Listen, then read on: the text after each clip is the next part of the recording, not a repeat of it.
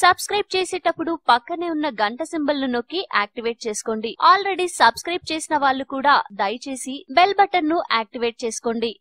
Day and night, eat and sleep, bed and bathroom, any place anywhere చేతిలో mobile ఉండాల్సిందే. అందులో Facebook live ఉండాల్సిందే. నేటి యువతకు ఇది కామన్ అయ్యింది. విషయం ఏదైనా సరే నలుగురితో పంచుకోవాల్సిందే. సోషల్ మీడియాలో ఇదే ఇప్పుడు ట్రెండ్. ఇది యూత్ పై తీవ్ర ప్రభావం చూపిస్తుందని బంగ్లాదేశ్ ప్రభుత్వం తెగ బాధపడిపోతోంది. తమ దేశ యువత చదువులు నాశనమవుతున్నాయని ఫేస్బుక్ పై గరం అవుతోంది. యువతలో పడిపోతున్న విద్యా ప్రమాణాలు, పరీక్షల్లో వస్తున్న తక్కువ మార్కులపై బంగ్లాదేశ్ దేశం సీరియస్ గా దృష్టి పెట్టింది. ప్రతిరోజు అర్ధరాత్రి 12 గంటల నుంచి ఉదయం 6 గంటల వరకు ఫేస్బుక్ పై నిషేధం విధించనుంది. ఆ 6 గంటలు ఫేస్బుక్ పనిచేయదు. దీనిపై బంగ్లాదేశ్ టెలికమ్యూనికేషన్ రెగ్యులేటరీ కమిషన్ కు లేఖ రాసింది. ఈ నిర్ణయం వెనుక పెద్ద కారణమే ఉందంటున్నారు. ఇది ఏ ఒక్కరోజు తీసుకున్న నిర్ణయం కాదంట. ఫేస్బుక్ లో పడి స్టూడెంట్స్, యూత్ చదువులను నిర్లక్ష్యం చేస్తున్నారని, కాలాన్ని వృధా చేస్తున్నారని తల్లిదండ్రులు, టీచర్స్, ఎన్జీఓలు